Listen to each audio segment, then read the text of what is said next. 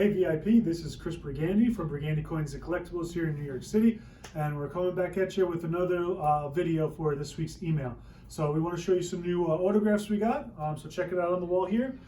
I want to start right here with one of our most popular items. We probably get the most asks and the most requests for Derek Jeter. Here we have a nice 16 by 20 photo. This is a celebration for the 2009 World Series. Of course, that was Jeter's fifth in his career with the Yankees with the Core Four. One of the most memorable, just being for me, just being here in New York City, and he's my all-time favorite Yankee since I was a kid. But Jeter autographs for modern day signing for modern day signers are pretty tough. So yes, Jeter did sign a good amount when he was playing, but since he's retired, he doesn't have a company he does signings with anymore. So if you know a little history, you should sign with Steiner, and then he did a little bit for MLB. But right now, he's not really signing. And again, like I said, even though he signed a lot, he's one of those guys who's still valuable because the demand is so strong for him. Most other players that sign as much as Jeter does, it still doesn't carry the value like he does. So let's move along down here. Oh, here we have Sandy Koufax, sticking with the 16 by 20 baseball theme.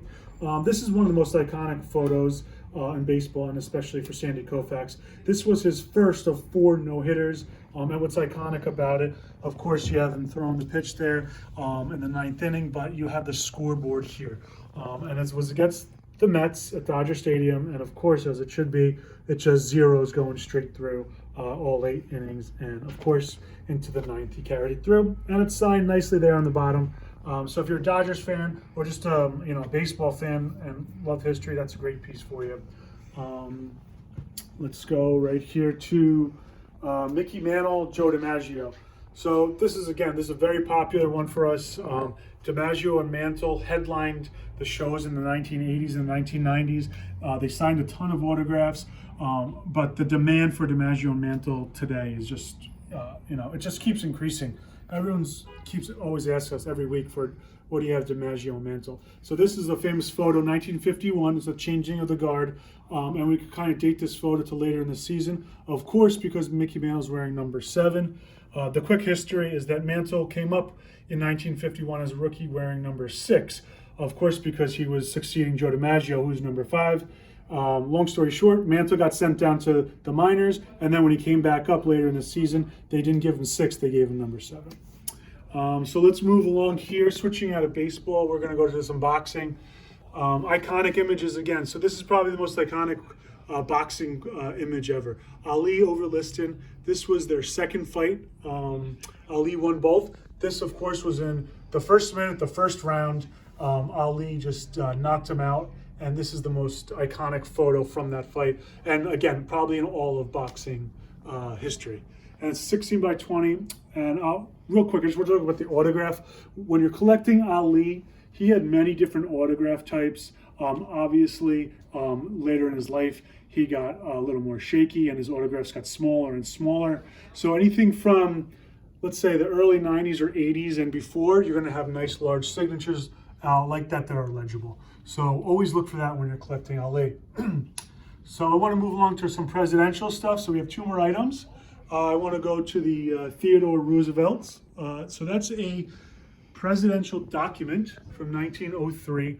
I love documents like these. So this is an appointment, but it's just the overall look. So of course it says Theodore Roosevelt in bold on the top, and it says President of the United States of America.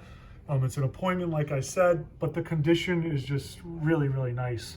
It has the fold lines as it should, but everything is perfectly printed. The autograph's great. You have a beautiful seal, a red seal, fully intact, bold. You can, that's rarely the case with old presidential documents. Those are usually the first parts to fall off, the seals. And then again, you have a beautiful autograph, full name because it's a presidential official document, Theodore Roosevelt. A lot of times he just signed T. Roosevelt.